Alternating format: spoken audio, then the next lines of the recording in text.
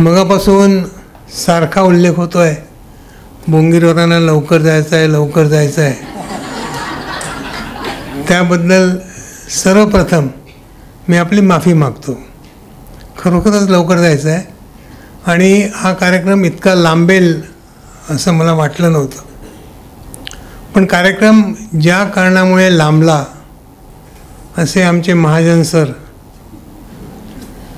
कार्यक्रम लांबल्यामुळे त्यांचं भाषण मला ऐकायला मिळालं.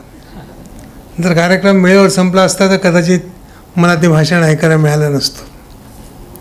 मी शासकीय सेवेत काम केलेलं आहे आणि नागपूरचा राहणारा आहो आणि इंडियन ॲडमिनिस्ट्रेटिव्ह सर्व्हिसमध्ये जॉईन झाल्यानंतर परमेश्वराच्या कृपेने ह्या सर्व्हिसमधली सगळ्यात उच्च पद म्हणजे राज्याचा मुख्य सचिव इथपर्यंत मी पोहोचलो.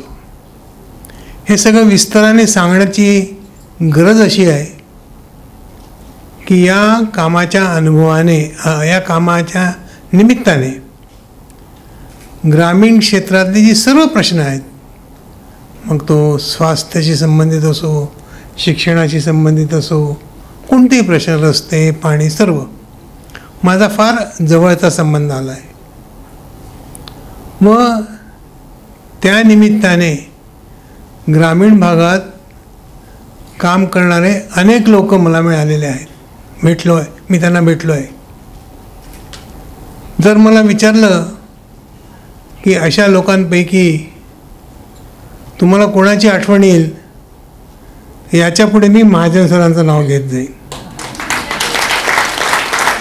अनेक लोक आहेत, आपल्याला सगळ्यांना माहिती आहे. अण्णा हजारे आहेत, हे आहेत, ते आहेत, अनेक लोक आहेत. बाबा आमटे आहेत, त्यांनाही मी भेटलो आहे अनेक लोकांना. पण मराठीत एक शब्द आहे झपाटलेला. तर ग्रामीण क्षेत्रात शिक्षणाच्या कामासाठी झपाटलेला जर व्यक्ती कोणाला बघायचं असेल तर महाजन सरांना भेटावं.